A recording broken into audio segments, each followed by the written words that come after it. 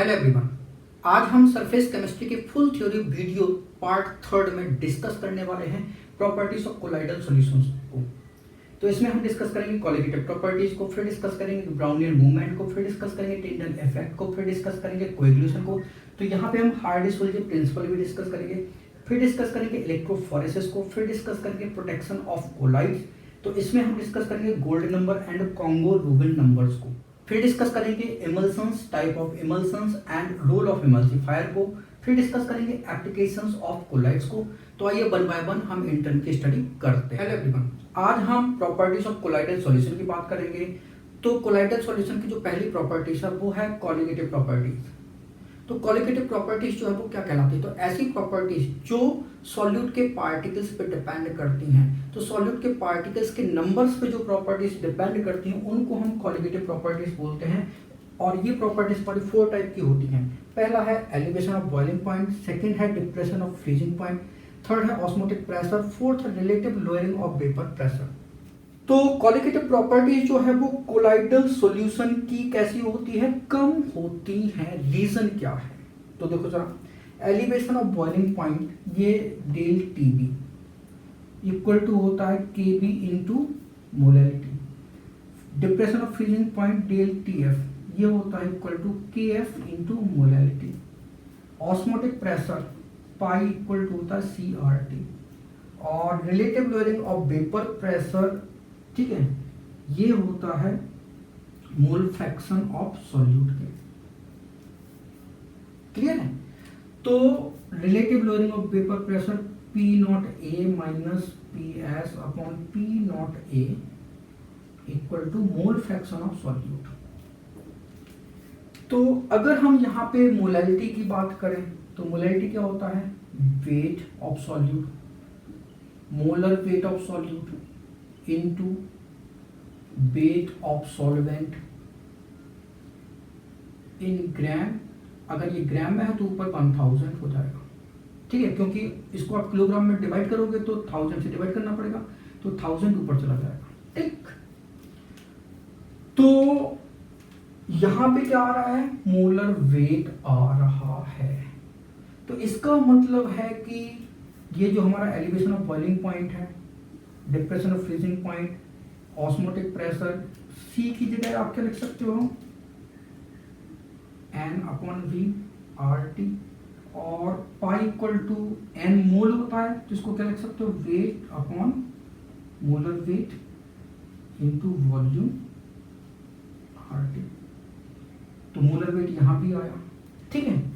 तो ये जो एलिवेशन ऑफ बॉइलिंग पॉइंट है, ये डिप्रेशन ऑफ फ्रीजिंग पॉइंट है, और आपका ऑस्मोटिक प्रेशर, ये इनवर्सली प्रोपोर्शनल क्या हो रहा है? मोलर वेट के। तो जो हमारे कोलाइडल सॉल्यूशन है तो उनमें सॉल्यूट का मोलर वेट कैसा होता है? हाई। और मोलर वेट अगर हो गया हाई तो ये प्रॉपर्टीज कैसी हो जाएंगी? लो, ठीक है। अब बचा आपका ये relative lowering of vapour pressure. तो जो आपका मोल फ्रैक्शन है सॉल्यूट का, ये क्या होता है? ये N B plus N A. तो ये मोल क्या होता है? Weight upon molar weight. अब चूंकि इनका मोलर वेट है हाई तो नंबर ऑफ मोल्स कैसे होंगे? आएंगे कम। और नंबर ऑफ मोल्स कम आएंगे तो मोल फ्रैक्शन भी कैसा हो जाएगा? कम हो जाएगा। और मोल फ्रैक्शन हुआ कम तो relative lowering of vapour pressure भी हो जाएगा क्या? कम। तो हम कह सकते हैं कि जो हमारे कोलाइडल सॉल्यूशन है, चूंकि उनके सॉल्यूट का मोलर वेट कैसा होता है? हाई होता है। और मोलर वेट हाई होने के कारण इनकी कोलिगेटिव प्रॉपर्टीज जो है वो कैसी हो जाएंगी? वो डिक्रीज हो जाती हैं, कम हो जाती है। फिर जो हमारी अगली प्रॉपर्टीज है इलेक्ट्रोफोरेसिस। तो हमारा इलेक्ट्रोफोरेसिस क्या कहलाता है? तो आइए देखते हैं इलेक्ट्रोफोरेसिस जो है वो क्या कहलाता है। सबसे पहले हम इलेक्ट्रोफोरेसिस को डिफाइन करेंगे कि हमारा इलेक्ट्रोफोरेसिस क्या कहलाता है। तो जो हमारा कोलाइडल सॉल्यूशन होता है, तो जो कोलाइडल सॉल्यूशन में जो हमारा लायोफोबिक होता है, लायोफोबिक पे या तो ये पॉजिटिवली चार्ज होता है या ये नेगेटिवली चार्ज होता है। मतलब दोनों में से कोई एक चार्ज जरूर होता है। तो अगर हम पॉजिटिवली चार्ज कोलाइडल की बात करें तो इनमें ऑक्साइड आता है, टाइटेनियम ऑक्साइड, हाइड्रोक्साइड जैसे आपका फेरिक हाइड्रोक्साइड, आपका एल्यूमिनियम हाइड्रोक्साइड, आपका यहाँ पे हीमोग्लोबिन। तो ये आपके पॉजिटिवली चार्ज कोलाइडल हैं। और जो आपका नेगेटिवली चार्ज होता है, तो नेगेटिवली चार्ज में आपका मेटल आता है, जैसे आपका गोल्ड हो गया, सिल्वर हो गया, कॉपर सोल। तो ये सोल जो है आपके नेगेटिव चार्ज होते हैं। या आपके सल्फाइड होते हैं, जैसे कि आर्सेनिक सल्फाइड, ये आपका नेगेटिवली चार्ज होता है। तो अगर मान लीजिए हमने यहां पे क्या किया, फेरिक हाइड्रोक्साइड ले लिया। अब हमें पता है ferric hydroxide positively charge colloidal solution है, तो इसके कोलाइडल पार्टिकल जो है वो कहां जाएंगे, नेगेटिव प्लेट की ओर जाएंगे, कैथोड की ओर जो है वो मूव करेंगे। तो ये तो हमारा एनोड है और ये हमारा कैथोड है, ये एनोड और ये कैथोड है। तो ये पार्टिकल जो है पॉजिटिव चार्ज पार्टिकल कहां जाएंगे, कैथोड पे जाएंगे, और क्या होंगे, डिस्चार्ज हो जाएंगे। तो ये भैया देखो ये जा रहे हैं, ये गया, ये गया, ये गया, ये गया, ये गया। क्या करेगा, अपने चार्ज को यहाँ पे लॉस कर देगा। चार्ज को लूज करने के बाद ये यहाँ पे क्या होंगे, डिस्चार्ज हो जाएंगे, मतलब यहाँ पे इनका डिपोजिशन स्टार्ट हो जाएगा। तो ये हमारी इलेक्ट्रोफोरेसिस है, मतलब जब हम इलेक्ट्रिक करंट फ्लो कराते हैं तो कोलाइडल सॉल्यूशन जो है, कोलाइडल सॉल्यूशन का जो पार्टिकल है, डिस्पर्स फेज है, वो किसी एक डायरेक्शन में किसी एक इलेक्ट्रोड की ओर मूव करती है, इसको हम इलेक्ट्रोफोरेसिस कहते हैं। अगर कोलाइडल पार्टिकल जो है वो कैथोड की ओर मूव कर रही है तो हमारा इलेक्ट्रोफोरेसिस जो है वो कैटाफोरेसिस कहलाता है। अब यहां पे हमने आर्सेनिक सल्फाइड ले लिया। हमको पता है कि ये हमारा नेगेटिवली चार्ज कोलाइडल होता है, तो ये कहां जाएगा, पॉजिटिव प्लेट की ओर जाएगा। तो यहां पे जाएगा,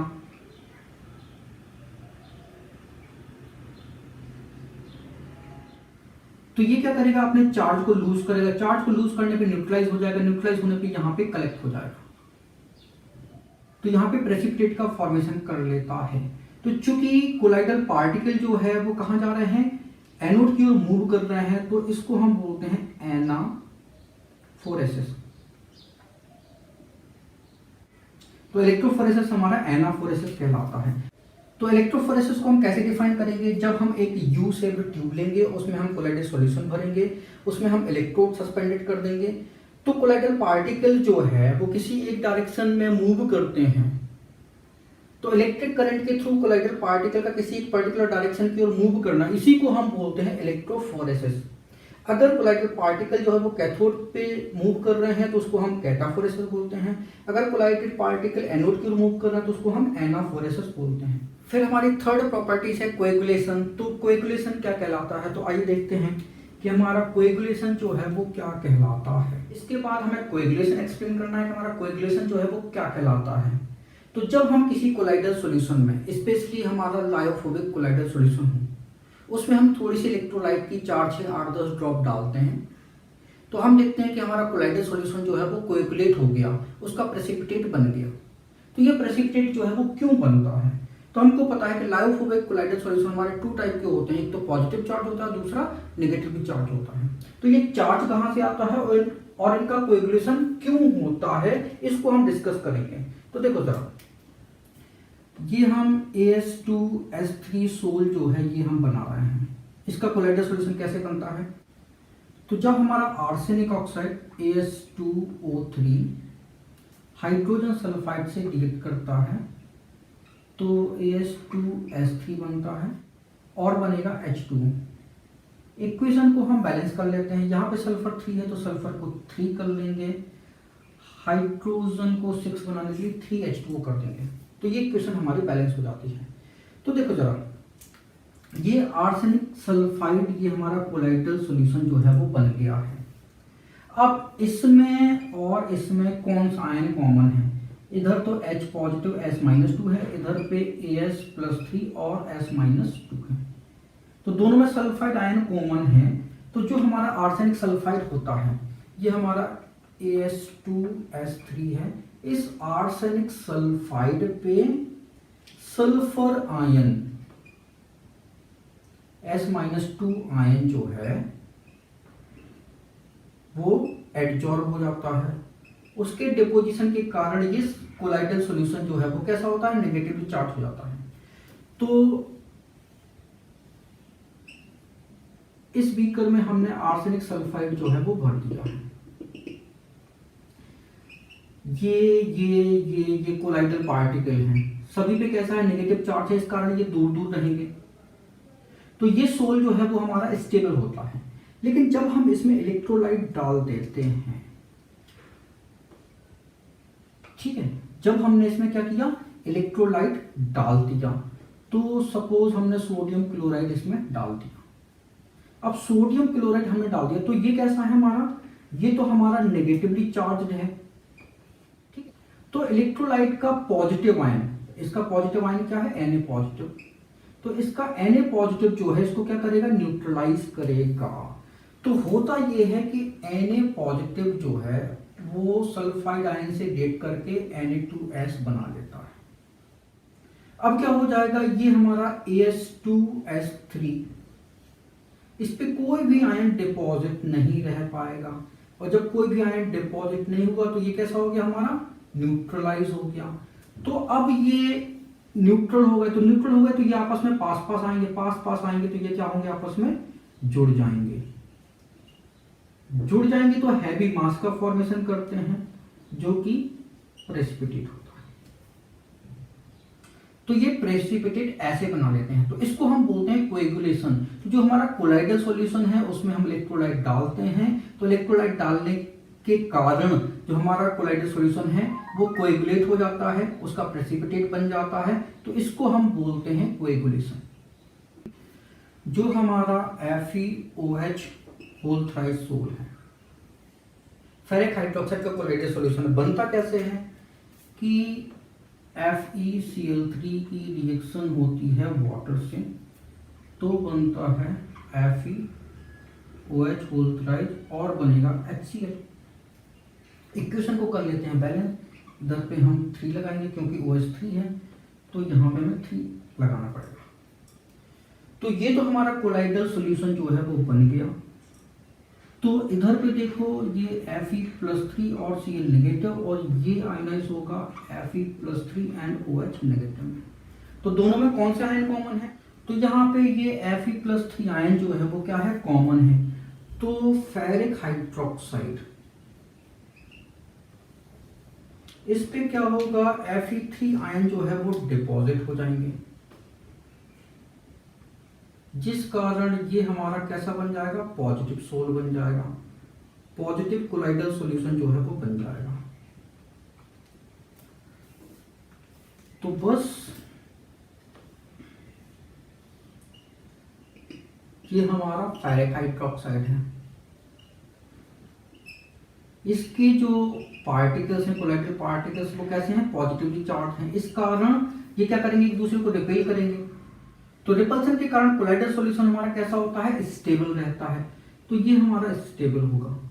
लेकिन जब हमने इसमें एक इलेक्ट्रोलाइट डाल दिया, सपोज सोडियम क्लोराइड डाल दिया, तो इस पे पॉजिटिव चार्ज है, तो इलेक्ट्रोलाइट का नेगेटिव आयन जो है, मतलब क्लोराइड आयन जो है इससे रिएक्ट करेगा, तो Cl नेगेटिव इससे रिएक्ट करके क्या बनाएगा, FeCl3 बनाएगा।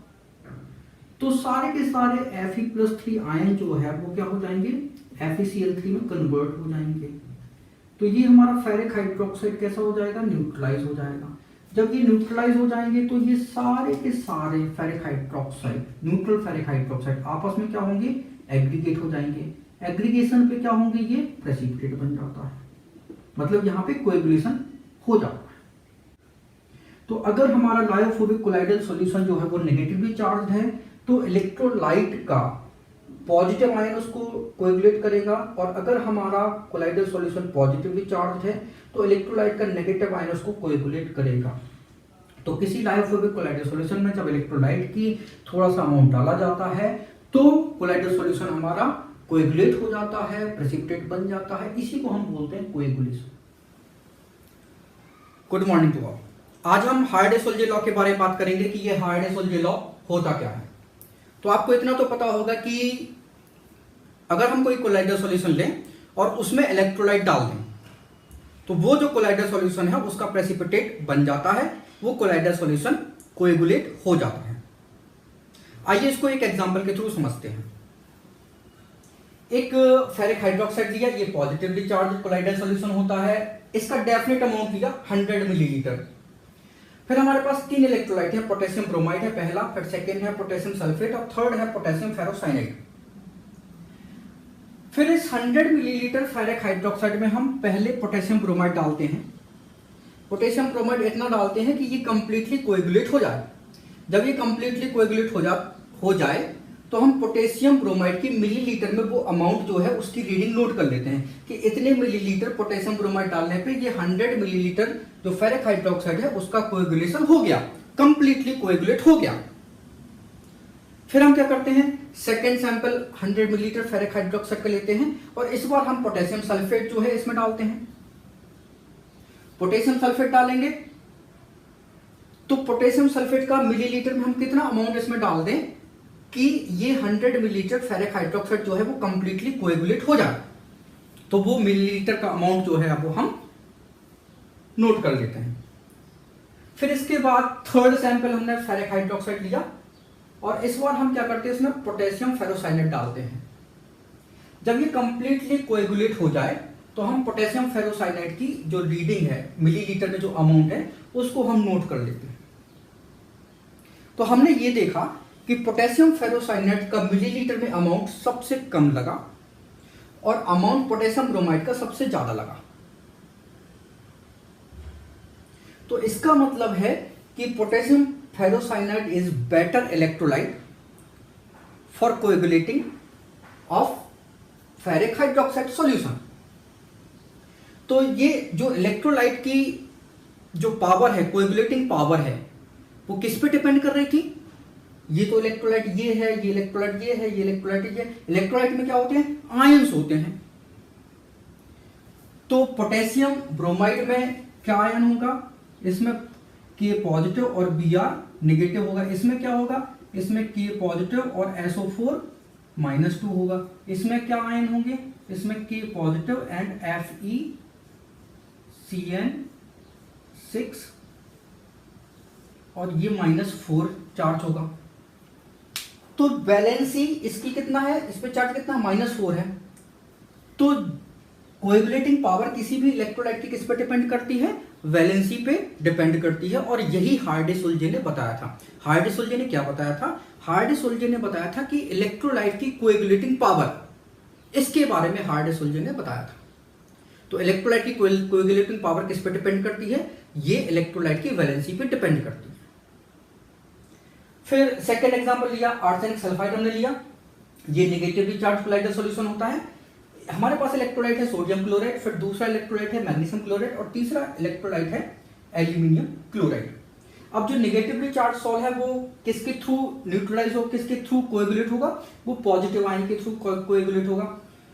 तो देखते हैं, 100 मिलीलीटर हमने ये लिया और इसमें NaCl का अमाउंट डाला। जब ये कंप्लीटली कोएगुलेट हो जाए तो हम NaCl का जो मिलीलीटर में अमाउंट है उसको नोट कर लेते हैं। फिर सेकेंड सैंपल हमने लिया 100 मिलीलीटर आर्सेनिक सल्फाइड का और इस बार हम MgCl2 डालते हैं और मिलीलीटर में कितना अमाउंट MgCl2 का लगा, इसको कंप्लीटली कोएगुलेट करने के लिए वो मिलीलीटर का अमाउंट हम उसकी रीडिंग नोट कर लेते हैं। फिर हम एल्यूमिनियम क्लोराइड लेते हैं और इसमें डालते हैं।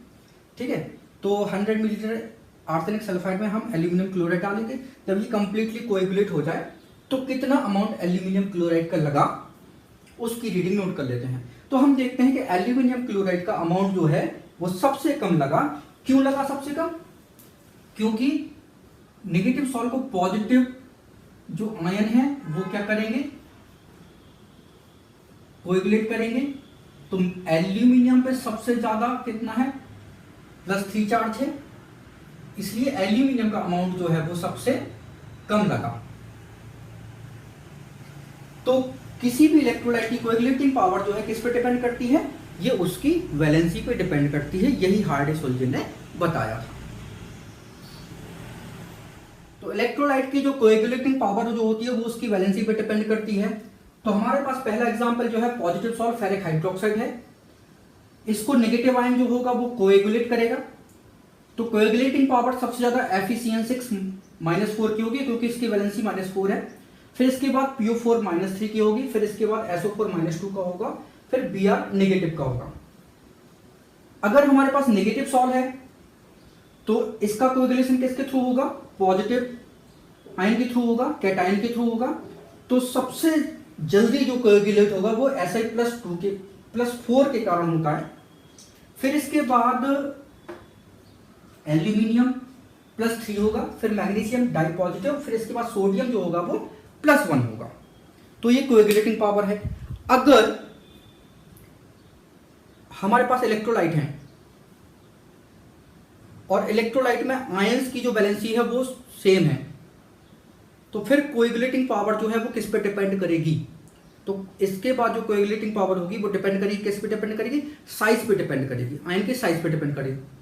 तो आइए साइज को देखते हैं। तो जो पॉजिटिव सॉल्व है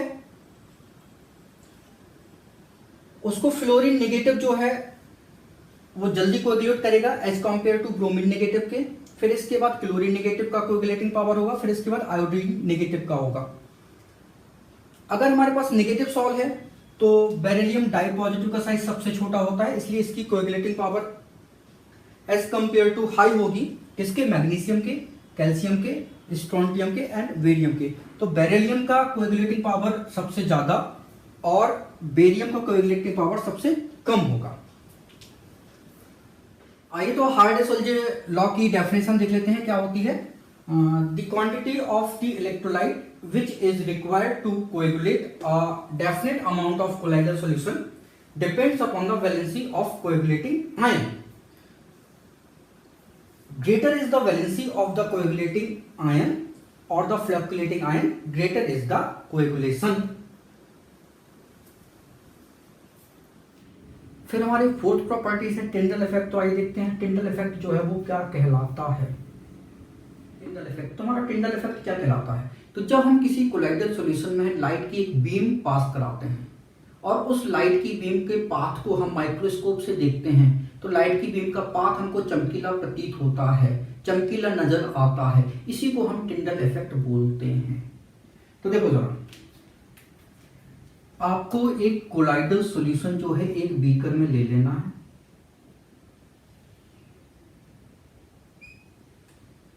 ठीक है, ये कोलाइडल सॉल्यूशन ले लिया और लाइट की एक बीम जो है इसमें से हमें पास करानी है।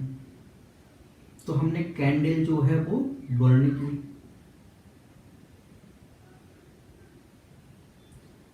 कैंडल जलाई और एक कॉन्वेक्स लेंस ले लिया। लाइट जो है वो इस लेंस से पास होके कोलाइडल सॉल्यूशन में एंटर करेगी। जब हम इस लाइट बीम के पाथ को एक माइक्रोस्कोप से देखते हैं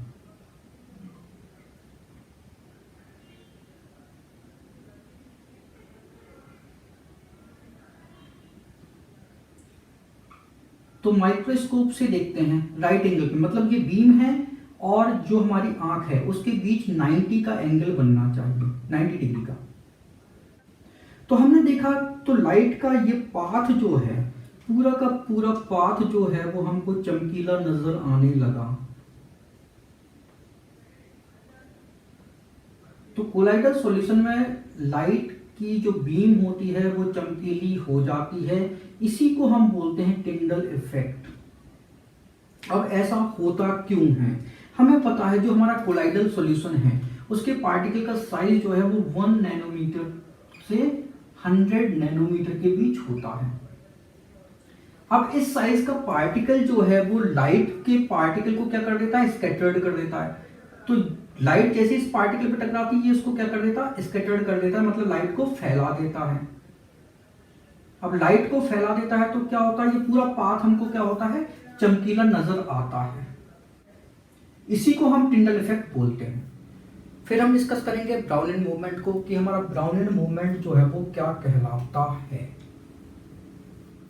हेलो एवरीवन, आज हम ब्राउनियल मूवमेंट को डिस्कस करने वाले हैं कि हमारी ब्राउनियल मूवमेंट जो है वो क्या कहलाती है। तो ब्राउनियल मूवमेंट को डिस्कस करने से पहले हम आपको एक इंसिडेंट सुनाना चाह रहे हैं। सपोज एक घर में एक लड़के की शादी है और लड़के वाले जो है वो बारात लेके जा रहे हैं। बारात में कुछ बाराती जो है वो डिस्को डांस कर रहे होते हैं, कुछ बाराती जो है वो भांगड़ा डांस कर रहे होते हैं, कुछ बाराती जो है वो नागिन डांस कर रहे होते हैं, कुछ बाराती जो है वो गंगम डांस कर रहे होते हैं। लेकिन एक स्पेशल डांस जो है जिसको आप लोग अक्सर मिस कर देते हो, उसकी तरफ आपका ध्यान जो है वो नहीं जाता है, वो डांस जो है वो ब्राउनियन डांस कहलाता है।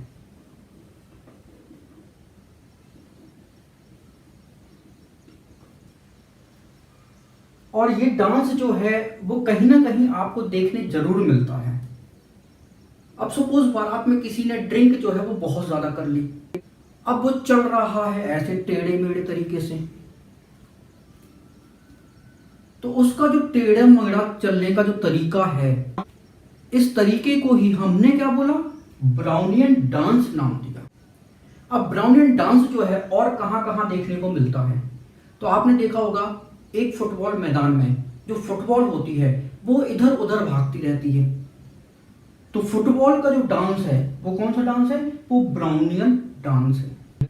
फिर आपने देखा होगा कि एक चूहे के पीछे जब बिल्ली पड़ जाती है तो चूहे का जो डांस है वो डांस कौन सा है, वो ब्राउनियन डांस है। आपने देखा होगा जब एक हिरन के पीछे शेर लग जाता है तो हिरन का जो डांस है वो ब्राउनियन डांस है। जब एक पॉकेट मार को भीड़ जो है वो उसको पकड़ लेती है और भीड़ जब उसकी पिटाई करती है तो पॉकेट मार का जो डांस है वो ब्राउनियन डांस है। जब कुछ आतंकवादी जो है वो भारत में चले आते हैं, घुस जाते हैं, तो भारतीय सेना जब उनका पीछा करती है तो आतंकवादियों का जो डांस है वो ब्राउनियन डांस है। तो ये एकदम नए तरीके का डांस है जिसको कि हमने ब्राउनियन डांस नाम दिया। तो जब रॉबर्ट ब्राउन को पता चला कि मार्केट में एक नया डांस आया है जिसको सर ने जो है वो नाम दिया ब्राउनियन डांस, तो रॉबर्ट ब्राउन जो है वो सोच में पड़ गए। उन्होंने सोचा कि लिविंग ऑर्गेनिज्म जो है ब्राउनियन डांस जब कर सकते हैं तो क्या नॉन लिविंग सब्सटेंस वो ब्राउनियन डांस नहीं कर सकते, क्या उनमें ब्राउनियन डांस नहीं होता है। तो उनकी नजर जो है एयर में सस्पेंडेड डस्ट पार्टिकल पे पड़ी।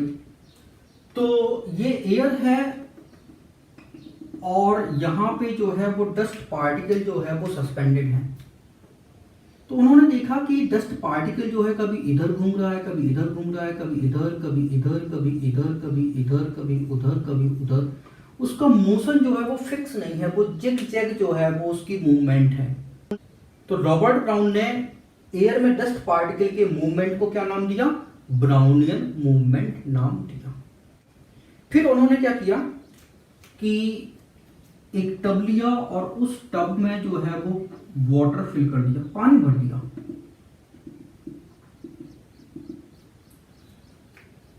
और इस पानी में उन्होंने जो है वो कुछ पॉलन ग्रेन जो है वो डाल दिए और टब की तरफ देखने लगे। उनको कुछ नजर नहीं आया, कुछ समझ नहीं आया, तो वो घर पे जाके जो है वो माइक्रोस्कोप जो है वो उठा लाए।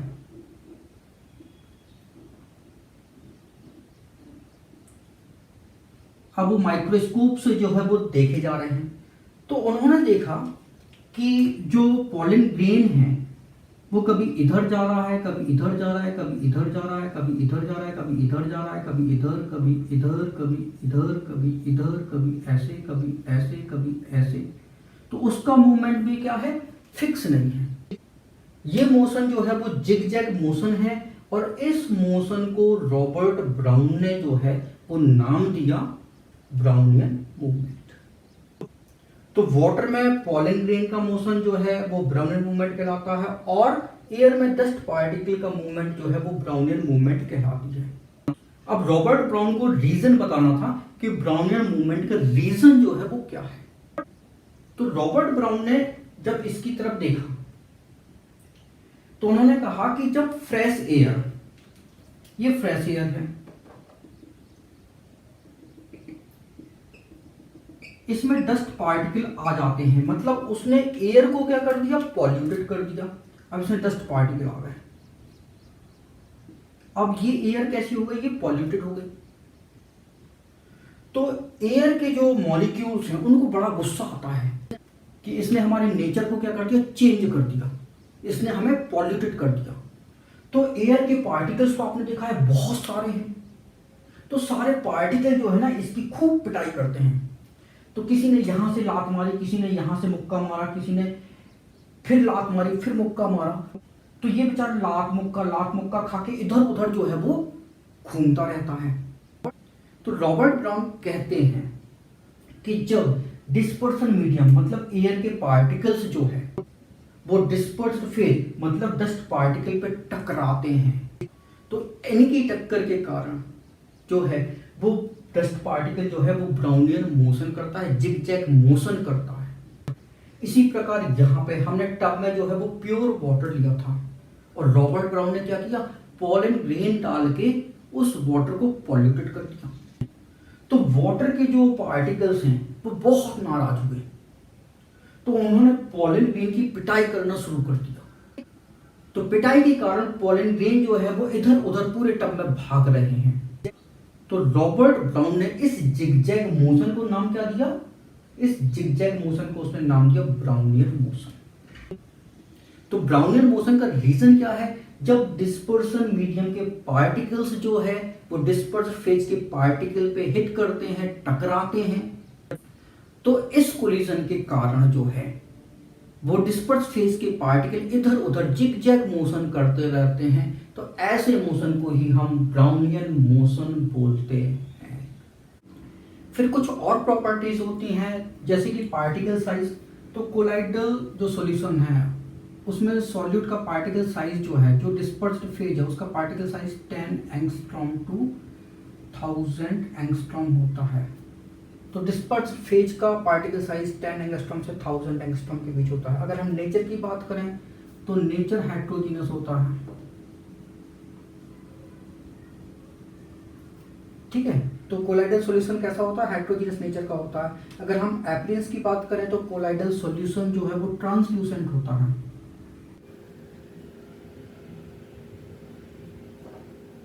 फिर इसके बाद 9th नंबर की प्रॉपर्टी सेटलिंग ऑफ पार्टिकल्स। तो कोलाइडल के पार्टिकल जो है वो डिस्पर्सन मीडियम में कंटिन्यूअस मूव करते रहते हैं, उनकी मूवमेंट को हम ब्राउनियन मूवमेंट बोलते हैं। तो इनके पार्टिकल्स जो है do not settle on standing, ठीक है। तो कोलाइडल पार्टिकल जो है वो कभी भी सेटल नहीं होता। फिर विजिबिलिटी की बात करें तो कोलाइडल पार्टिकल जो है वो नेकेड आई के थ्रू तो हमको दिखाई नहीं देते, मगर अल्ट्रा माइक्रोस्कोप से आप इनको देख सकते हो। तो अल्ट्रा माइक्रोस्कोप के थ्रू ये हमको दिखाई देते हैं due to scattering of light. तो ये जो पार्टिकल है लाइट को स्कैटर्ड करते हैं, जो कि अल्ट्रा माइक्रोस्कोप द्वारा हमको दिखाई दी जाती है। फिर फिल्टरेबिलिटी की बात करें तो जो हमारा कोलाइडल सॉल्यूशन है, अगर ऑर्डिनरी फिल्टर पेपर से पास करें तो ऑर्डिनरी फिल्टर पेपर से तो कोलाइडल पार्टिकल पास हो जाता है, लेकिन अगर हम सेमी परमेबल मेम्ब्रेन की बात करें या अल्ट्रा फिल्ट्रेशन की बात करें, तो अल्ट्रा फिल्टर पेपर की बात करें तो उसमें से कोलाइडल सॉल्यूशन जो है वो पास नहीं हो सकता। तो ये हमारी कुछ इंपॉर्टेंट प्रॉपर्टीज थी कोलाइडल सॉल्यूशन। हेलो एवरीवन, आज हम प्रोटेक्शन ऑफ कोलाइड्स में गोल्ड नंबर की बात करेंगे कि हमारा गोल्ड नंबर क्या कहलाता है। तो प्रोटेक्शन ऑफ कोलाइड को हम गोल्ड नंबर के थ्रू मेजर करते हैं। तो गोल्ड नंबर को समझने से पहले हम कुछ और चीजें समझ लेते हैं ताकि आपको गोल्ड नंबर समझने में आसानी हो। तो देखो जरा, हमको पता है कि जो हमारा लायोफिलिक सोल है, लायोफिलिक कोलाइडल सॉल्यूशन है, वो ज्यादा स्टेबल होता है as compared to lyophobic colloid के। तो हमने क्या किया कि एक टेस्ट ट्यूब ली और इस टेस्ट ट्यूब में हमने लायोफिलिक कोलाइडल सॉल्यूशन लिया।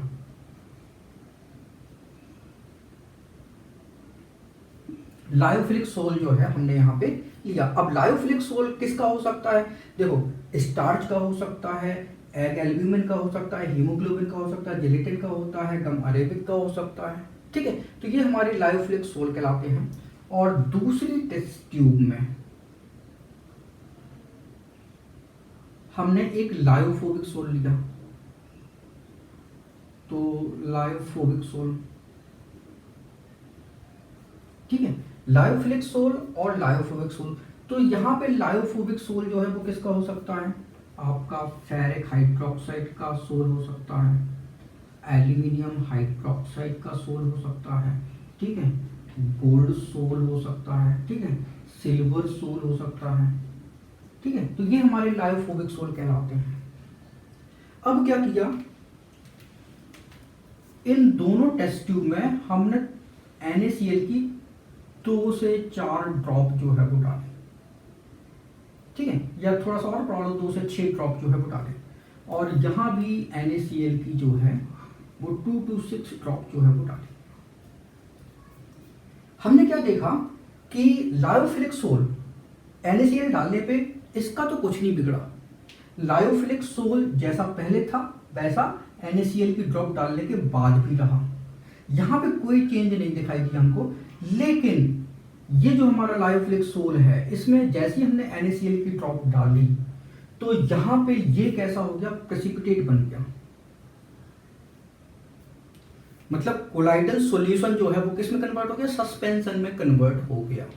तो हम कह सकते हैं कि जो हमारा लायोफिलिक सोल है वो लायोफोबिक सोल से कैसा होता है, ज्यादा स्टेबल होता है। अगर lyophilic sol and lyophobic sol में हम इलेक्ट्रोलाइट की 2, 4, 6 बूंदे डालते हैं तो हम देखते हैं कि लायोफिलिक सोल इसका तो कोएगुलेशन नहीं होता है, लेकिन लायोफोबिक सोल जो है इसका कोएगुलेशन हो जाता है, ये हमारा कोएगुलेट हो जाएगा, प्रेसिपिटेट बना लेगा। तो अब दिमाग में क्वेश्चन ये आता है कि यार अगर लायोफिलिक सोल जो है स्टेबल है, ये अपने आप को प्रोटेक्ट करता है, ठीक है, तो अगर हम लायोफिलिक सोल जो है इसमें डाल दें तो क्या ये लायोफोबिक सोल को प्रोटेक्ट कर सकता है? तो हमने ऐसा ही किया, हमने लायोफोबिक सोल लिया और उसमें लायोफिलिक सोल जो है वो डाल दिया, ठीक है। तो लायोफोबिक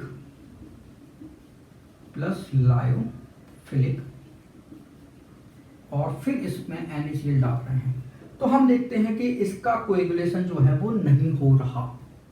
तो हमको इतना तो पता चल गया कि लायोफोबिक सोल को अगर आपको स्टेबल बनाना है तो लायोफिलिक सोल की आपको हेल्प लेनी पड़ेगी। अब क्वेश्चन ये आता है कि लायोफिलिक सोल जो है वो स्टेबल क्यों होता है और लायोफोबिक सोल जो है वो अनस्टेबल क्यों होता है? तो रीजन ये है कि लायोफिलिक सोल मतलब ये हमारा वाटर लविंग होता है। तो जो हमारा लायोफिलिक सोल है इसका जो पार्टिकल है उसके चारों ओर जो है वो वाटर की एक प्रोटेक्टिव लेयर जो है वो बन जाती है। ये वाटर की प्रोटेक्टिव लेयर जो है वो इलेक्ट्रोलाइट से इस सोल की जो है वो रक्षा करती है, जबकि यहाँ पे ऐसा कुछ नहीं होता। लायोफोबिक का मतलब होता है ये वाटर हीटर होता है, वाटर से दूर भागता है, तो वाटर की यहाँ पे लेयर तो बन नहीं पाएगी। क्यों? क्योंकि ये लायोफोबिक है, इसको वाटर से फोबिया है, इस कारण ये सोल हमारा स्टेबल होता है, ये हमारा कैसा होता है, अनस्टेबल होता है। तो हमको यहाँ पे इतना तो पता चल गया कि लायोफोबिक सोल अनस्टेबल होता है, लायोफिलिक सोल जो है वो स्टेबल होता है। अब हम आते हैं गोल्ड नंबर पे। तो गोल्ड नंबर में हमें चाहिए गोल्ड सॉल, ठीक है। तो हमें गोल्ड सॉल जो है वो कैसा चाहिए? तो हमें गोल्ड सॉल चाहिए 0.0053 to 0.0058% का गोल्ड सॉल चाहिए। मतलब कि हमको 100 ml वाटर में 0.0053 ग्राम टू 0.0058 ग्राम गोल्ड जो है वो उसमें डिसॉल्व होना चाहिए। और इस सोल का जो कलर होता है वो कैसा होता है? वो रेड कलर होता है। ये जो सोल है हमारा कैसा होता है? रेड कलर का होता है, ठीक। फिर हमको चाहिए 10% NaCl सॉल्यूशन। तो 10% NaCl सॉल्यूशन का मतलब है कि 100 मिलीलीटर वाटर में 10 ग्राम NaCl जो है वो डिसॉल्व कर दो, तो हमारा 10% NaCl सॉल्यूशन जो है वो प्रिपेयर हो जाएगा, ठीक है। और हमको प्रोटेक्टिव कोलाइड चाहिए, मतलब हमको लायोफिलिक कोलाइडल चाहिए। कैसे? ड्राई फॉर्म में चाहिए। तो ये हमको ड्राई फॉर्म में चाहिए, लिक्विड फॉर्म में नहीं चाहिए। हमको कैसे चाहिए? ड्राई चाहिए, ठीक है। तो जिलेटिन हमको ड्राई फॉर्म में चाहिए, हीमोग्लोबिन, गम अरेबिक, एग एल्ब्यूमिन और स्टार्च, ये हमको कैसे चाहिए? ड्राई फॉर्म में चाहिए। तो देखो अब हमें क्या करना है, ये जो हमारा गोल्ड सॉल्व है तो इसको हम एक टेस्ट ट्यूब में लेंगे, ठीक है। ये हमारी टेस्ट ट्यूब है, इसमें हमको लेना है 10 मिलीलीटर गोल्ड सॉल्व, ठीक है। तो मतलब ये जो हमारा सॉल्व तैयार है, इसमें से हमें 10 मिलीलीटर जो है वो ड्रॉपर से इस टेस्ट ट्यूब में जो है वो डाल देना है, ठीक है। तो 10 मिलीलीटर को गोल्ड सॉल्व चाहिए। फिर हमको ये जो प्रोटेक्टिव कोलाइड है इसका जो ड्राई फॉर्म है तो इसकी मिलीग्राम में अमाउंट जो है वो हम इसमें डालेंगे, ठीक है। तो कैसे पता चलेगा कि कितनी डालनी है, तो देखो कैसे पता चलेगा, जब हम इसमें 1 मिलीलीटर NaCl डालते हैं, मतलब ये जो हमारा 10% NaCl है, इस 10% NaCl से हम 1 मिलीलीटर जो है वो ड्रॉपर से ले लेंगे और 1 मिलीलीटर NaCl हम इस गोल्ड सॉल्व में डालेंगे। तो निश्चित बात है कि गोल्ड सॉल्व हमारा क्या हो जाएगा, इसका प्रेसिपिटेशन हो जाएगा, गोल्ड सॉल्व हमारा प्रेसिपिटेट बन जाएगा। और पहले इसका कलर कैसा था, रेड था, अगर प्रेसिपिटेट बन गया तो कलर चेंज हो गया ब्लू, ठीक है। तो जो हमारा प्रेसिपिटेट होता है उसका कलर कैसा होता है, ब्लू हो जाता है। तो अगर कलर में चेंज आ गया मतलब कि प्रेसिपिटेट बन गया। और हम चाहते हैं कि यार इसका प्रेसिपिटेशन जो है वो ना हो, तो हमको जिलेटिन होगा या हीमोग्लोबिन, गम अरेबिक, एग एल्बुमिन, स्टार्च, इनमें से कोई भी आप सब्सटेंस ले लो और उसको इसमें डाल दो, इतना डाल दो, मतलब वो मिनिमम अमाउंट जो कि इस प्रेसिपिटेशन को क्या कर दे, रोक दे, ये प्रेसिपिटेशन जो है वो ना हो।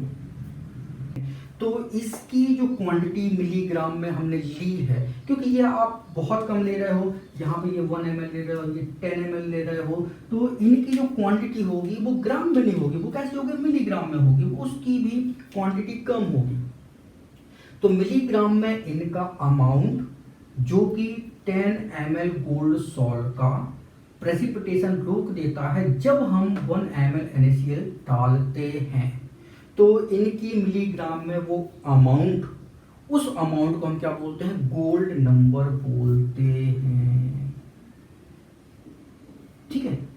तो अगर हम बात करते हैं स्टार्च, तो स्टार्च की मिलीग्राम में अमाउंट जो है वो 25 मिलीग्राम होता है। तो अगर हम इसमें 25 मिलीग्राम जो है गोल्ड सॉल्व में डाल दें और इसके बाद 1 ml NaCl जो है सॉल्यूशन डालें, ठीक है। और 1 ml NaCl का मतलब ये कितना होना चाहिए, 10% NaCl वाला सॉल्यूशन होना चाहिए, ठीक है। मतलब ये वाला सॉल्यूशन इसका 1 ml डालना है, ठीक है। तो 10% NaCl सॉल्यूशन को ड्रॉपर से हम 1 ml निकालते हैं, फिर जब डालते हैं तो क्या होता है, इसका प्रेसिपिटेशन जो है वो रुक जाता है। तो 25 मिलीग्राम जो है वो स्टार्च का गोल्ड नंबर हो गया। और अगर इस गोल्ड सॉल्व में हम स्टार्च की जगह जो है वो जिलेटिन डाल देते हैं, तो जिलेटिन का जो है वो 0.005 टू 0.01 मिलीग्राम, इसके बीच की क्वांटिटी जो है वो 10 ml गोल्ड सॉल्व में हम डालते हैं, तो 1 ml NaCl द्वारा होने वाले प्रेसिपिटेशन को ये जिलेटिन जो है, जिलेटिन का ये जो अमाउंट है वो प्रोटेक्ट कर देता है। तो ये जो मिलीग्राम में अमाउंट है जिलेटिन का, ये जिलेटिन का क्या कहलाएगा, गोल्ड नंबर कहलाएगा। तो जिलेटिन का गोल्ड नंबर होता है सबसे कम और स्टार्च का गोल्ड नंबर होता है सबसे ज्यादा। तो जिसका गोल्ड नंबर जितना कम होगा उसकी प्रोटेक्टिव पावर उतनी ही ज्यादा होगी। तो गोल्ड सॉल्व की प्रोटेक्टिव पावर जो है वो सबसे ज्यादा किसकी है, जिलेटिन की है। क्यों, क्योंकि इसका गोल्ड नंबर सबसे कम है। और पुअर प्रोटेक्टिव पावर अगर हम बात करें तो वो स्टार्च की है। क्यों, क्योंकि इसका गोल्ड नंबर सबसे ज्यादा है। तो स्टार्च की प्रोटेक्टिव पावर जो है वो कैसी है, वो पुअर है। और जिलेटिन की कैसी है, वो प्रोटेक्टिव पावर बहुत हाई है। तो ये हमारा गोल्ड नंबर हो गया। अब हम इसकी डेफिनेशन जो है वो नोट कर लेते हैं। तो चलिए अब हम गोल्ड नंबर की डेफिनेशन जो है वो नोट कर लेते हैं। तो गोल्ड नंबर की डेफिनेशन है, this is defined as the dried lyophilic sol in milligram which when added to 10 millilitre of a standard gold salt 0.0053 to 0.0058% is just sufficient to prevent a color change from red to blue on the addition of 1 milliliter of 10% NaCl solution। तो ये हमारे gold number की definition है।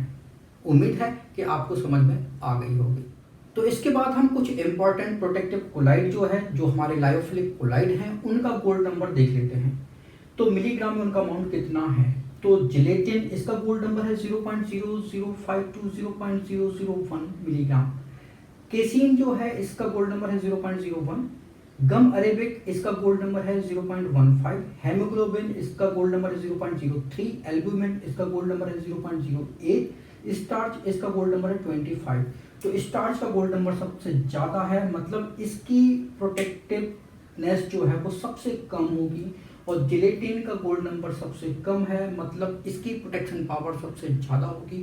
तो ये हमारा gold number है। Thank you so much for watching this video. अगर वीडियो अच्छा लगा तो इसको लाइक करें, इसको शेयर करें। अगर आपने हमारे चैनल को अभी तक सब्सक्राइब नहीं किया तो प्लीज़ इसको सब्सक्राइब करें। Thank you once again for watching this video. Good morning. आज हम गोल्ड नंबर से रिलेटेड न्यूमेरिकल्स के बारे में बात करेंगे कि ये होते क्या हैं और इनको कैसे सॉल्व किया जाए। तो आइए देखते हैं क्वेश्चन 1 क्या है। तो आपका जो क्वेश्चन 1 है वो है 50 millilitre of standard gold salt needs 0.05 milligram of gelatin from coagulation, calculate gold number of gelatin. तो हमें 50 millilitre gold salt, standard gold salt है, उसमें इतने 0.05 मिलीग्राम जिलेटिन की जरूरत पड़ती है उसको स्टेबलाइज करने के लिए।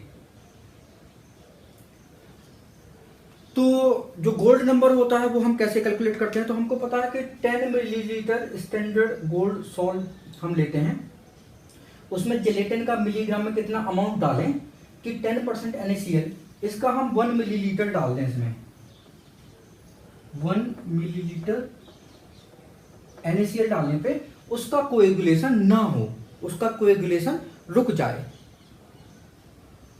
तो 50 मिलीलीटर के लिए 50 millilitre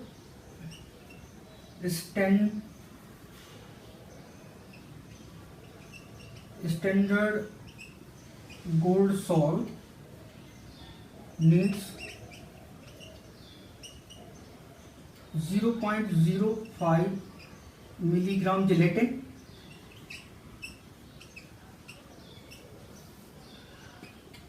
therefore 10 millilitre gold salt, 10 millilitre gold salt के लिए कितना चाहिए? ये चाहिए अपने को 0.05 अपॉन 50 इंटू 10। तो ये आएगा आपका 0.01 मिलीग्राम जिलेटिन। तो 10 मिलीलीटर गोल्ड सॉल्ट में हम 0.01 मिलीग्राम जिलेटिन डाल देंगे, तो फिर 1 मिलीलीटर NaCl डालने पे इसका कोएगुलेशन नहीं होगा, कोएगुलेशन रुक जाएगा। तो ये इसका आंसर हो जाएगा 0.01 मिलीग्राम जिलेटिन। क्वेश्चन नंबर 2 है, the coagulation of 100 millilitre of gold salt is completely prevented by addition of 0.25 gram of starch to it before adding 10 millilitre of 10% NaCl solution. Find out the gold number of starch. तो हमें starch का जो है वो gold number जो है वो यहाँ पे निकालना है। तो स्टार्च का गोल्ड नंबर हम कैसे निकाल सकते हैं? तो जो हमारी स्टैंडर्ड डेफिनेशन जो होती है उसमें हमें स्टैंडर्ड गोल्ड सॉल्ट का 10 मिलीलीटर लेना पड़ता है। फिर हम इसमें स्टार्च को कितना अमाउंट डाल दें, मिलीग्राम में अमाउंट कितना डाल दें कि वो 10% NaCl का अगर हम 1 मिलीलीटर सॉल्यूशन इसमें डालें तो इस गोल्ड सॉल्ट का कोएगुलेशन ना हो, कोएगुलेशन रुक जाए। यहां पे क्वेश्चन में हमको गिवन है कि 0.25 ग्राम हमें स्टार्च डाला गया है 100 मिलीलीटर गोल्ड सॉल्ट में। तो ये ग्राम में डाला गया, हमें स्टार्च का अमाउंट किस में लेना है? मिलीग्राम में लेना है। तो हम देखते हैं कि 0.25 ग्राम इक्वल टू होता है 250 मिलीग्राम। तो इसका मतलब है कि 100 millilitre gold salt needs 250 milligram of starch, then 10 millilitre के लिए कितना स्टार्च चाहिए मिलीग्राम में, तो 250 अपॉन 100 इंटू 10, तो ये हो जाएगा आपका 25 मिलीग्राम ऑफ स्टार्च। तो स्टार्च का गोल्ड नंबर कितना निकल आएगा, 25 मिलीग्राम जो है स्टार्च का गोल्ड नंबर निकल आएगा। Thank you so much for watching this video. अगर आपको हमारा वीडियो अच्छा लगा है तो आप इसको प्लीज़ लाइक करें, शेयर करें, और अगर आपने हमारे चैनल को अभी तक सब्सक्राइब नहीं किया है तो प्लीज़ उसको सब्सक्राइब करें। Thank you once again for watching this video. What are emulsion? What are their different types? Give example of each types. तो हमारा emulsion जो है वो क्या कहलाता है, तो emulsion जो है वो लिक्विड का कोलाइडल सिस्टम होता है। जब दो इमिसिबल लिक्विड को शेक किया जाता है, उनको अच्छी तरीके से हिलाया जाता है, तो हमारे emulsion का फॉर्मेशन होता है। emulsion हमारे 2 टाइप के होते हैं। पहला है oil and water type, second है वाटर एंड ऑयल टाइप। तो ऑयल वाटर में क्या होता है, डिस्पर्स फेज ऑयल है और डिस्पर्सन मीडियम वाटर है। इसका एग्जांपल जो है वो मिल्क है। वाटर ऑयल टाइप में डिस्पर्स फेज वाटर है, डिस्पर्सन मीडियम ऑयल है। तो इसका एग्जांपल जो है वो बटर एंड कोल्ड क्रीम है। तो ये हमारा इमल्सन हो गया। अब इसकी डेफिनेशन जो है वो नोट कर लेना। Liquid colloidal system are called emulsion. These are formed by shaking the two immiscible liquid with each other. Type of emulsion note कर लीजिए। इसके बाद हमारा क्वेश्चन नंबर 5.17 है, how do emulsifier stabilise emulsion, name 2 emulsifiers. तो हमारे emulsifiers जिसको कि हम इमल्सिफाइंग एजेंट बोलते हैं, क्या कहलाते हैं, तो इमल्सिफायर वो सब्सटेंस होते हैं जो कि एक इमल्सन को स्टेबलाइज करता है। अब इमल्सन जो है वो हमारे 2 इमिसिबल लिक्विड जो हैं उनको मिक्स करने से, उनको शेक करने से बनता है। अब इमिसिबल लिक्विड जो है वो हमने मिक्स तो कर दिए, लेकिन जैसे ही आप उनको थोड़ी देर रखे रहोगे वो कैसे हो जाएंगे, वो सेपरेट हो जाएंगे। तो हमारा इमल्सन जो है वो कैसा हो जाता है, डिस्टेबलाइज हो जाता है। तो इमल्सिफायर ही 2 इमिसिबल लिक्विड को आपस में जोड़ के रखता है। तो हमारा इमल्सन जो है ऑयल एंड वाटर का होता है, ठीक है। अब देखो जरा,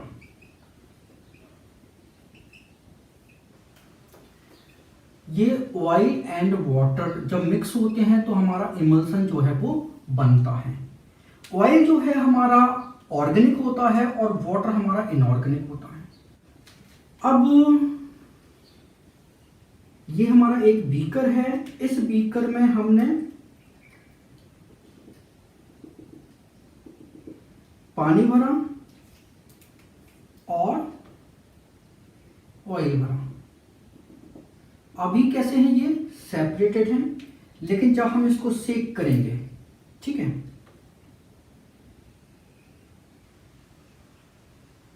तो शेक करने पे क्या होगा, ये आपस में मिक्स हो जाएंगे। तो मिक्स हो गए, ऑयल एंड वाटर जो है वो मिक्स हो गया।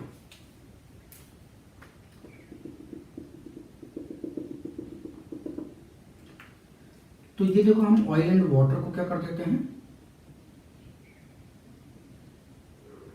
मिक्स कर देते हैं, मिक्स हो गया।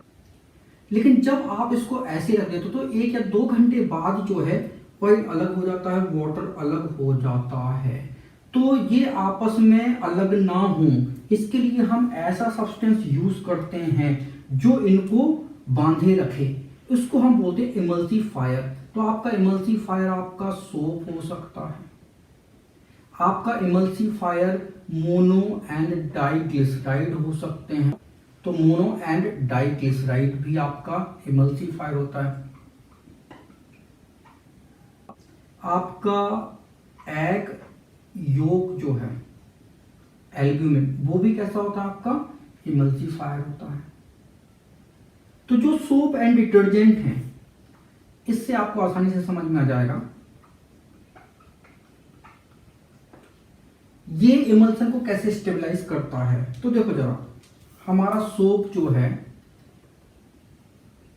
इसका फॉर्मूला C17H35COONA, ये हमारा सोडियम स्टीरेट कहलाता है। ये जैसे ही आप पानी में डालोगे तो ये कैसा होता है, आयनाइज हो जाएगा, ये Na पॉजिटिव बनाएगा और ये C17H35COO नेगेटिव बनाएगा। अब इसका स्ट्रक्चर जो है वो ऐसा हो जाएगा, इसको हम साफ कर देते हैं, ठीक है।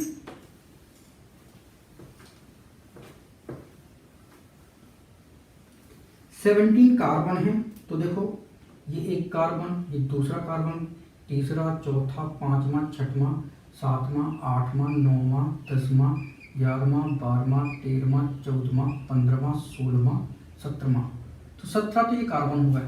फिर ये COO नेगेटिव पार्ट, ठीक है। इसका स्ट्रक्चर ऐसा होता है, तो हम इसको ऐसा बना देते हैं,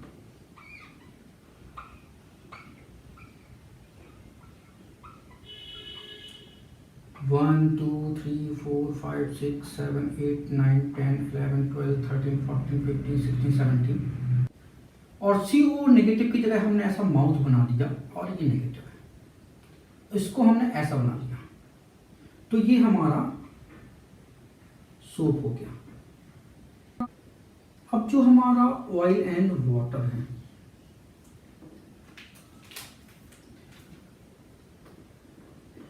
तो ये हमारा वाटर है और ये हम ऑयल फिल कर देते हैं। अब देखो, ये तेल वाला पार्ट तो किस में डिसॉल्व होगा, ऑयल में, और ये वाला पार्ट किस में डिसॉल्व होगा, वाटर में, तो ये ऐसा हो जाएगा।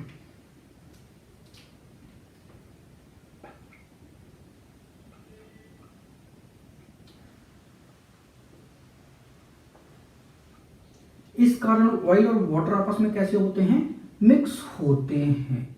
तो सोप हमारा क्या हो गया, एक इमल्सिफायर हो गया जो ऑयल एंड वाटर को क्या कर देता है, आपस में जोड़े रखता है।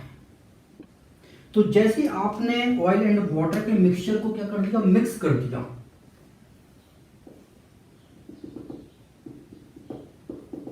तो ऑयल एंड वाटर के मिक्सचर को आपने क्या कर दिया, मिक्स कर दिया, ये हमने मिक्स कर दिया, इमल्सन तैयार हो गया। अब इसमें थोड़ा सा सोप डाल दोगे, सोप सॉल्यूशन डाल दोगे, तो क्या होगा, soap solution oil and water को क्या करेगा, जोड़े रखेगा। तो ऑयल एंड वाटर को जोड़े रखना ये सोप का काम है, ये इमल्सिफायर का काम होता है, जिसके कारण हमारा इमल्सन जो है वो कैसा होता है, स्टेबलाइज हो जाता है। तो बात समझ में आ गई कि इमल्सिफायर जो है इमल्सन को कैसे स्टेबलाइज करता है। इसके बाद क्वेश्चन नंबर 5.18 है, action of soap due to emulsification and micelle formation comment. तो सोप का जो एक्शन है वो इमल्सिफिकेशन एंड मिसिल फॉर्मेशन के कारण होता है, आपको कमेंट करना है। तो देखो जरा, ये सपोज कि हमारा एक रूमाल है, ये सफेद रूमाल है, और इस सफेद रूमाल पे जो है वो दाग लग गया, ये हमारा ऑयल है।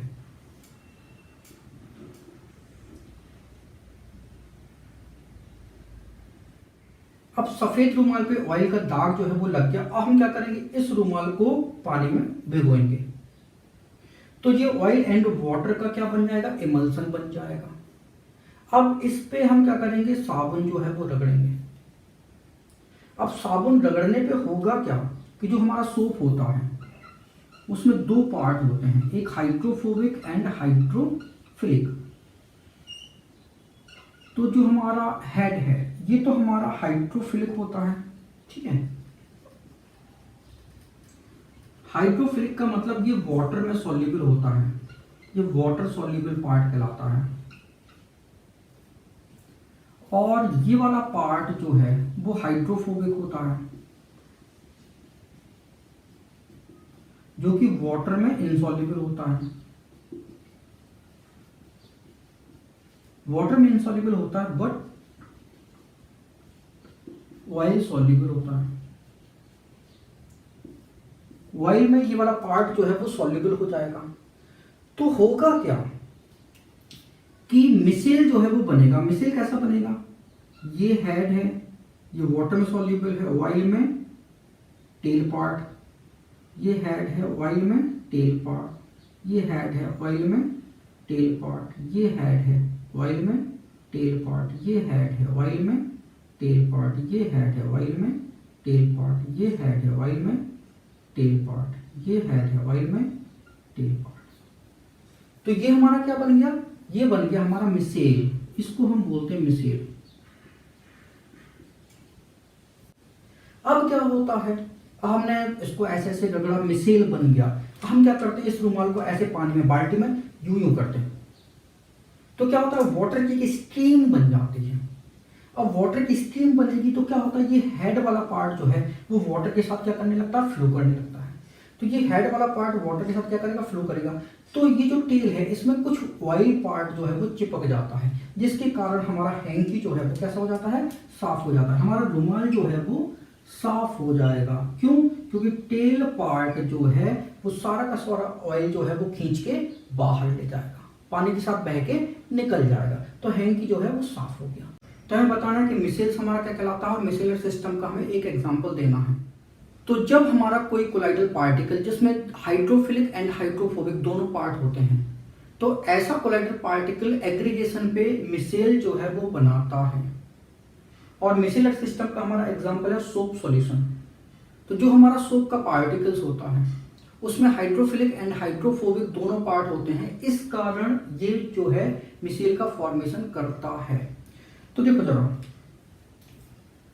जो हमारा सोप है इसका फॉर्मूला है C17H35COO Na। इसको हम सोडियम स्टीरेट बोलते हैं।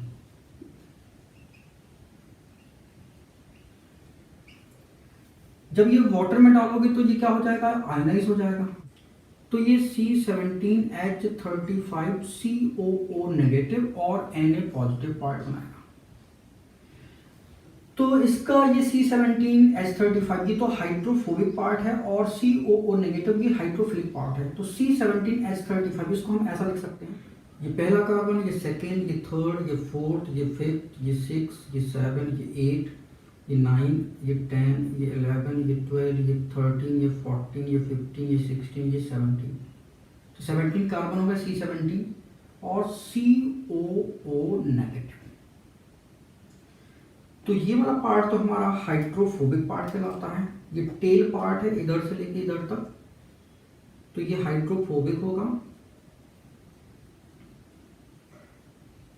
और ये वाला पार्ट जो है वो हाइड्रोफिलिक होगा।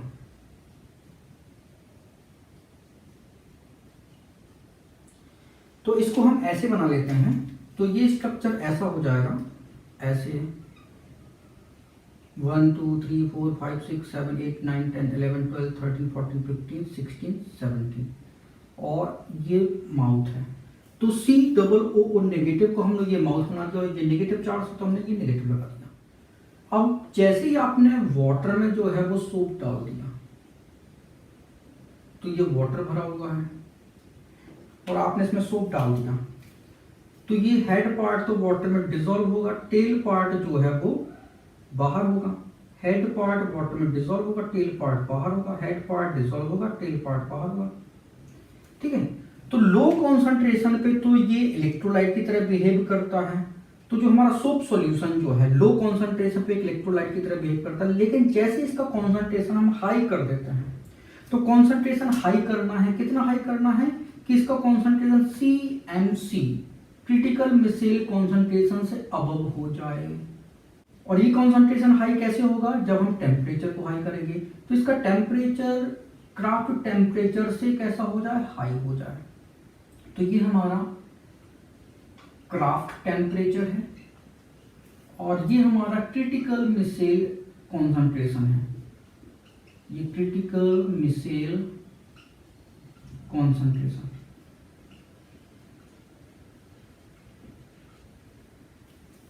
तो क्राफ्ट टेम्परेचर से above and critical micelle concentration से अबव अगर कॉन्सेंट्रेशन हो जाता है तो सोप सॉल्यूशन हमारा कैसा बिहेव करता है, कोलाइडल सॉल्यूशन की तरह बिहेव करेगा। तो कोलाइडल सॉल्यूशन की तरह बिहेव करेगा तो ये वाटर में इसका स्ट्रक्चर जो है वो ऐसा कुछ हो जाएगा, वाटर में इसका एग्रीगेशन जो है वो हो जाएगा। तो टेल पार्ट ये, माउथ ये, टेल ये, माउथ ये, टेल ये, माउथ ये। तो टेल जो है वो सेंट्रल में रहेगी, माउथ जो है वो पेरिफेरी में रहेगा।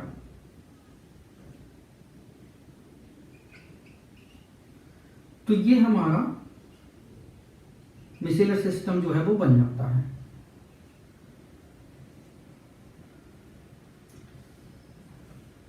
तो ये बन गया हमारा मिसेल।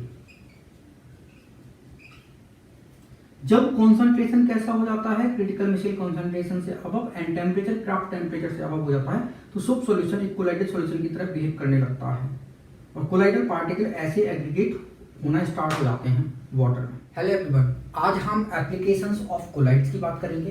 तो कोलाइडल का हमारा पहला एप्लीकेशन है प्रेसिपिटेशन ऑफ स्मोक। तो हमारा स्मोक जो है वो क्या कहलाता है, तो जब एयर में कार्बन पार्टिकल सस्पेंडेड हों तो उस एयर को हम क्या बोलते हैं, स्मोक बोलते हैं। तो ये स्मोक जो है वो हमारी फैक्ट्री की चिमनियों से जो है वो निकलता है। अगर ये स्मोक जो है हमारे एटमॉस्फेयर में मिल जाता है तो पोल्यूशन क्रिएट होता है। तो हम चाहते हैं कि स्मोक से कार्बन पार्टिकल अगर हम हटा लें तो फिर पॉल्यूशन नहीं होगा। तो इसको हम क्या करते हैं, जो कॉट्रेल एपरेटस होता है, तो स्मोक को हम कॉट्रेल एपरेटस में पास करते हैं। इस कॉट्रेल एपरेटस में होता यह है कि यहाँ पे एक पॉजिटिव गोला जो है, आयरन का गोला जो है वो लगा होता है, जो कैसा होता है, पॉजिटिवली चार्ज होता है। क्यों? क्योंकि स्मोक में जो कार्बन है वो नेगेटिवली चार्ज होता है। तो स्मोक में कार्बन पार्टिकल नेगेटिवली चार्ज है और यहाँ पे ये जो गोला लटका हुआ है वो कैसा है, पॉजिटिवली चार्ज है। तो ये क्या होगा, ये जो कार्बन है इस पॉजिटिवली चार्ज गोले के थ्रू क्या हो जाएगा, न्यूट्रलाइज हो जाएगा और न्यूट्रलाइज कार्बन जो है यहाँ पे गिर जाएगा। ठीक है, तो यहाँ पे कार्बन जो है हमको मिल जाता है और ये जो गैस होगी अब कैसी होगी, वो कार्बन फ्री गैस होगी जो कि पॉल्यूशन क्रिएट नहीं करेगी। राइट, तो ये हमारा पहला यूज हो गया। सेकेंड है प्योरिफिकेशन ऑफ ड्रिंकिंग वाटर। तो अगर हम बात करते हैं ड्रिंकिंग वाटर में जो इम्प्योरिटीज होती हैं, ड्रिंकिंग वाटर में जो डस्ट और जो मड होता है वो कैसा होता है, नेगेटिवली चार्ज होता है। राइट, या तो आप इसको इलेक्ट्रिक फील्ड से पास करो तो ये पार्टिकल जो है वो कैसे हो जाएंगे, न्यूट्रलाइज हो जाएंगे, या फिर हम इसमें एलम डाल देते हैं। एलम का एल्यूमिनियम ट्राइपॉजिटिव आयन जो है वो क्या कर देता है, इनको न्यूट्रलाइज कर देता है, जिससे हमारा वाटर जो है, ड्रिंकिंग वाटर कैसा हो जाता है, प्योर हो जाता है। Formation of delta. तो देखो जरा, जो हमारी रिवर होती है, तो रिवर में ये डस्ट पार्टिकल, मड पार्टिकल होते हैं, ये कैसे होते हैं, नेगेटिवली चार्ज होते हैं।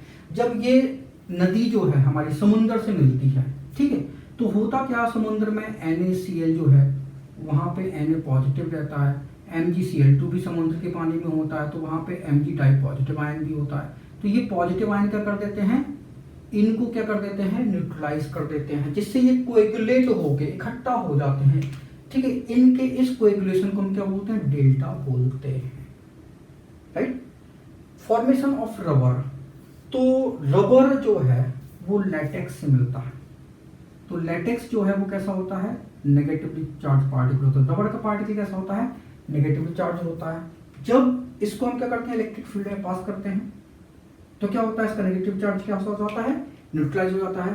तो कोएगुलेशन के थ्रू जो है हमको रबर मिल जाती है। Curdling of milk. मिल्क में भी यही होता है, मिल्क की जो क्रीम होती है वो नेगेटिवली चार्ज होती है। जब उसमें हम इलेक्ट्रोलाइट डाल देते हैं, ठीक है, नींबू का रस डाल दिया, सिट्रिक एसिड डाल दिया, तो उसका H पॉजिटिव आयन जो है इसको क्या कर देगा, न्यूट्रलाइज कर देगा। ठीक है, नेगेटिव चार्ज को क्या कर देगा, न्यूट्रलाइज कर देगा। तो कोएगुलेशन होगा जिससे हमारा कर्ड जो है वो बन जाता है। Coagulation of blood.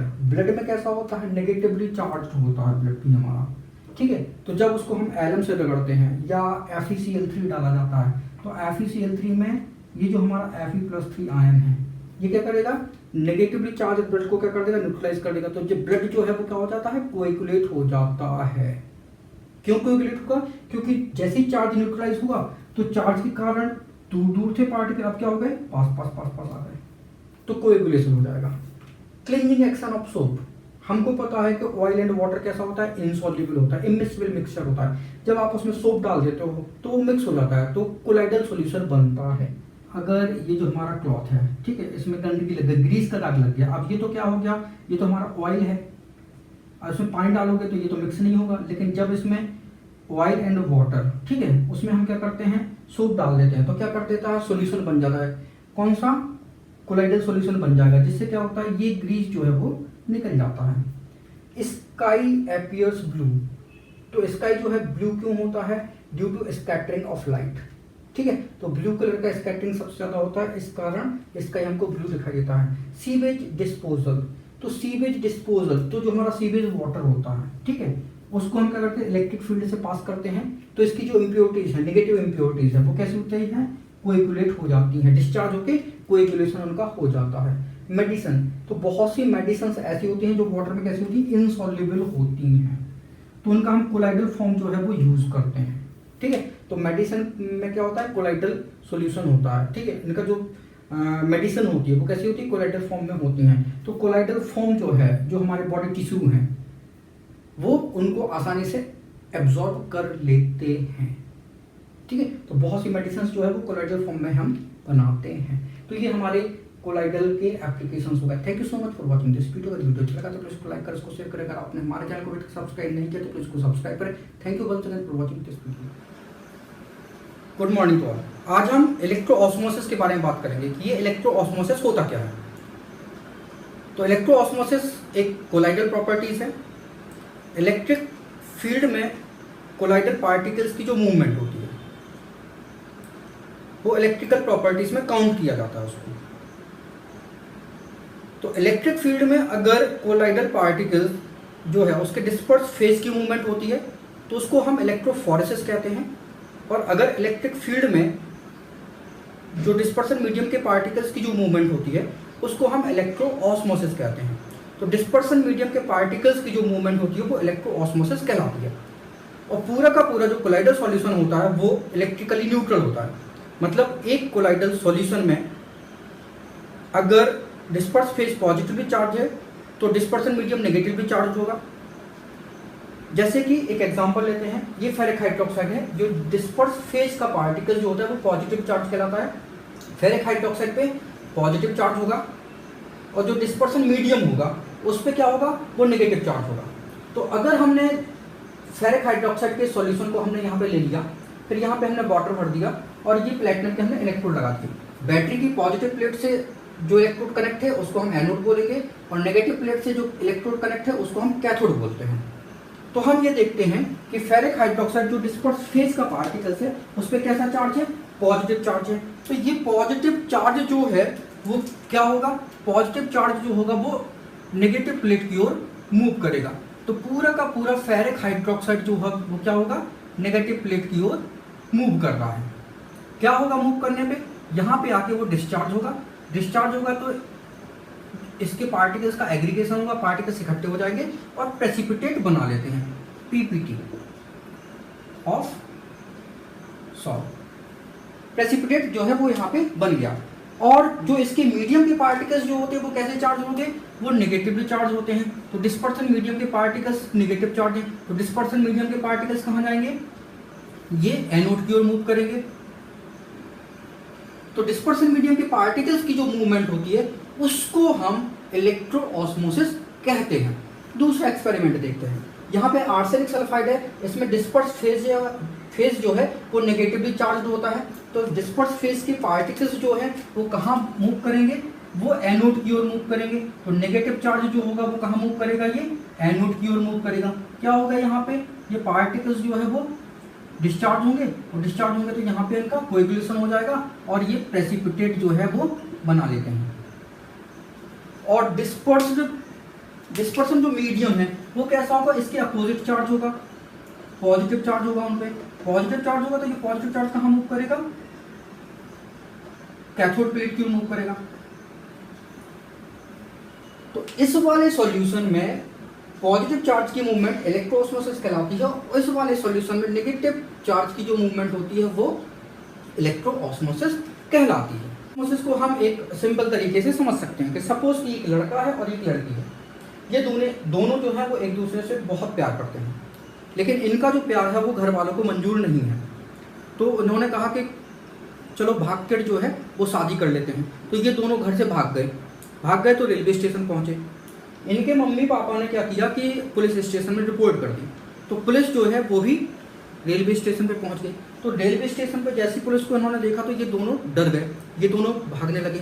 तो लड़का जो है वो जम्मू कश्मीर वाली ट्रेन में चढ़ गया और लड़की जो है वो कन्याकुमारी वाली ट्रेन में चढ़ गई। तो अगर इसको हम कोलाइडल सॉल्यूशन से अगर इसको हम रिलेट करें, तो अगर ये पॉजिटिव चार्ज अगर ये डिस्पर्स फेज है तो नेगेटिव चार्ज जो है वो डिस्पर्सन मीडियम है, और जो पुलिस जो है वो हमारी क्या है, वो इलेक्ट्रिक फील्ड है। तो इलेक्ट्रिक फील्ड में इसका मूवमेंट जो होगा वो अगर ये कैथोड की ओर भागेगा तो ये जो है वो क्या होगा, ये एनोड की ओर भागेगा, अपोजिट मूवमेंट होगी। तो डिस्पर्स फेज के पार्टिकल्स की जो मूवमेंट होती है उसको हम इलेक्ट्रोफोरेसिस कहते हैं, और डिस्पर्सन मीडियम के पार्टिकल्स की मूवमेंट को हम इलेक्ट्रोऑस्मोसिस कहते हैं। इलेक्ट्रोऑस्मोसिस के बारे में बात करेंगे। ये इलेक्ट्रोऑस्मोसिस होता क्या है, तो आइए इसकी डेफिनेशन देखते हैं।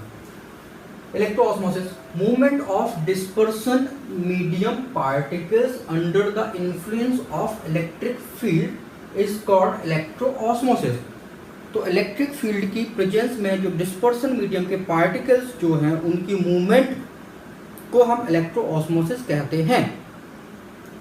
तो इसका मतलब ये हुआ कि इलेक्ट्रोऑस्मोसिस जो है वो इलेक्ट्रोफोरेसिस के जस्ट अपोजिट है, क्योंकि इलेक्ट्रिक फील्ड में जो डिस्पर्स्ड फेज के पार्टिकल्स की जो मूवमेंट होती है उसको हम इलेक्ट्रोफोरेसिस कहते हैं, और डिस्पर्सन मीडियम पार्टिकल्स की जो मूवमेंट इलेक्ट्रिक फील्ड के प्रेजेंस में होती है उसको हम इलेक्ट्रोऑस्मोसिस कहते हैं।